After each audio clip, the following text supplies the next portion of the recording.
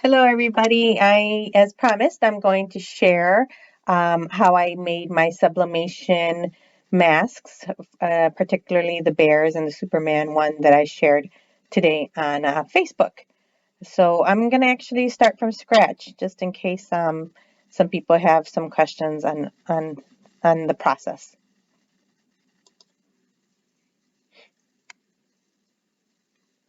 So I'm going to do how I normally do it. Of course, there's always different ways to do things, but my brain functions in this way.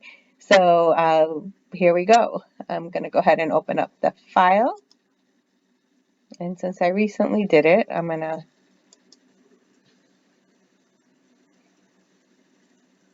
So I have two printers. I have the Epson Workforce, which is my printer for any print and cut items, and then I have the Epson Sure Color F170.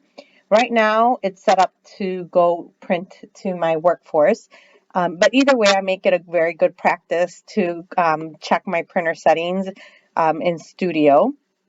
So I'm going to go here, and what I do first is I go to Print Page Setup. Oh, sorry, correction. What I go to first is I actually go to File Print and I select the printer. So I'm going to be using my Sublimation printer. I hit Apply. I don't hit Print, but I just hit Apply and hit Cancel. So for this particular example, I'm not going to do a full 8.5 by 11 size. I'm just going to do my mug sheet size just to save on paper and on ink. So let's go to my print page setup and I'm going to pick my mug size and hit OK. Let me go ahead and flip this orientation. I also always have it set for printer. And then for this, since it's sublimation, I don't really need to see the cut border. So I'm just going to have my print border set. And then I could just close this up. Oh, wait, I'm going to go landscape to make things easier. Oh, you know what? I think it'll probably be better this way. Okay, let's close this up. I made these smaller, again, just to save on ink. So that's my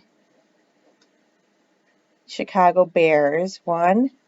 And what I end up doing is to make sure I have the right size and then to save on paper and reprinting and reprinting. Just as an example, I'm going to show you what I do. I have actually through PicScan, which I love PicScan. Thank you, Melissa. I have a sample of the actual size of my masks. So let's go here. Go to PicScan. Oops. Bear with me, sorry. Projects. I want to go to my PicScan folder. Then I have masks, and I have them all here, the actual masks. So like for instance, this is my extra small size mask. So I'll open it up and then you'll see it right here. Obviously I don't have the right paper size, but what I'll do is I'll make this image big enough to fit on the mask, actually even bigger than the mask, and then I'll cut it out. I'll print it on the right size paper, and then I know that I have the right size for the mask. So I put it in PicScan, my pattern, and then I make it bigger than the pattern, and I print it out, and I know it fits. Here it looks a little odd because it's on mug size. Again, this is just a sample for you guys, so it's not my actual 8.5 by 11. The printer only prints as big as 8.5 by 14. That's the one downside. But for me, I do dog masks, dog bandanas, I should say dog tags and masks. So I don't really need anything bigger. So this works perfectly for me. So let me go ahead and make this smaller so I could fit both my images on here. And that was the same thing for the Spider-Man. I just made sure I had it on the right size paper and the right size image. Okay.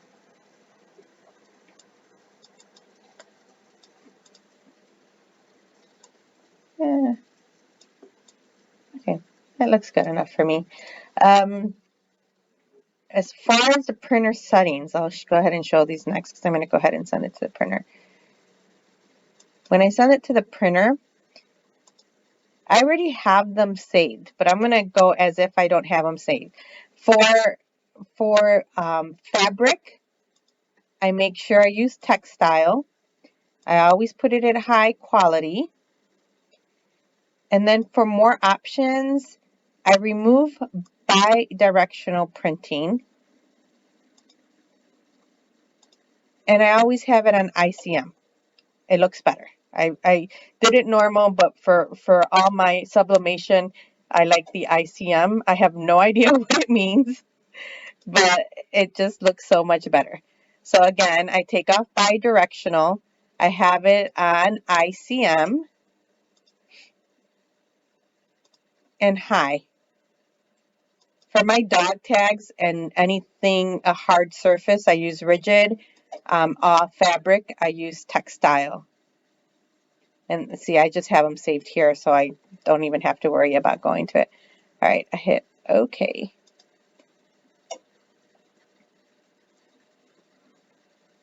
All right, I'm going to go ahead and print, and I'll be back.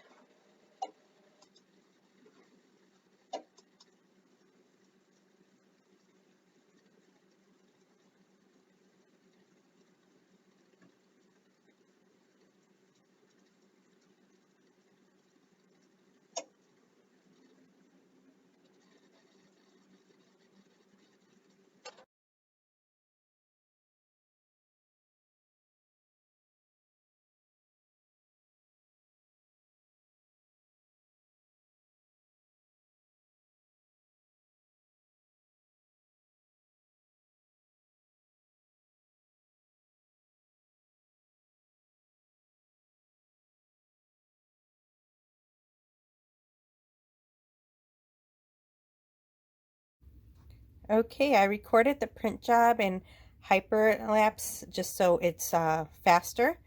But here is the print. Also, I wanted to show you guys the screen on the printer. So this is how much ink right now I have. I've had this printer since February, and these are my ink levels.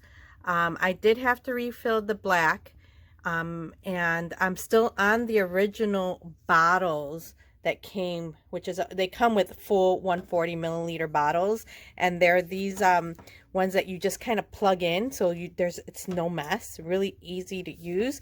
But as you see here, I mean, I have a little less than half the bottle in here. I just shook it, so it's kind of hard to tell.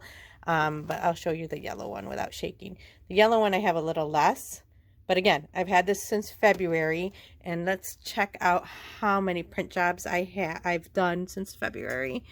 So let's go to settings, and then print counter. So I've done 438 print jobs. One of them was in black and white. So as you can see, I still have the original bottles except for the black. I did refill the black, and I still have almost a full bottle of black from the refill. I only put a little bit in there. So it's basically the original bottles, and it's 438 print jobs, and barely any ink has been used. So there you go. All right, so I'm going to show you, excuse my craft room, it's a mess. It's holiday season, so it's a little bit of a mess. Let's see if I could get this camera right. Here we go. All right, so as you can see, this is the shirt that I was telling you guys about. I put the logo in for 4th of July. I put it on backwards, but this is also a sublimation job. So I've been using this shirt. I've been cutting it up and using it for the sublimation. So what I end up doing is I measure it out, and I cut out what I need. So I'm going to go ahead and cut this out.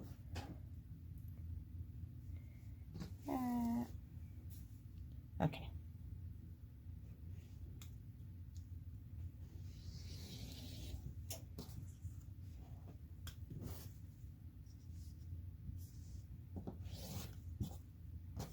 And I make sure that I cut, because, you know, it's very important that it lies flat on the heat press. So I cut off all the edges there.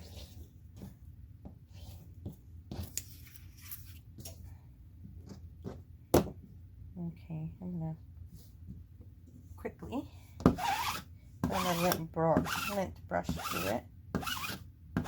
Get all the lint kind of debris off of it. Okay, let's go ahead and take this on.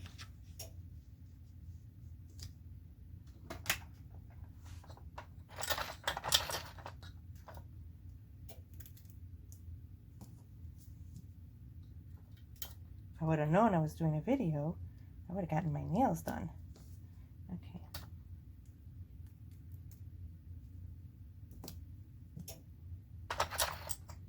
Actually, in all honesty, this is my first video of this sort. So, alright. So now this is ready to be pressed.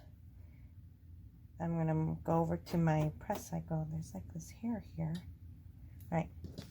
I'm going to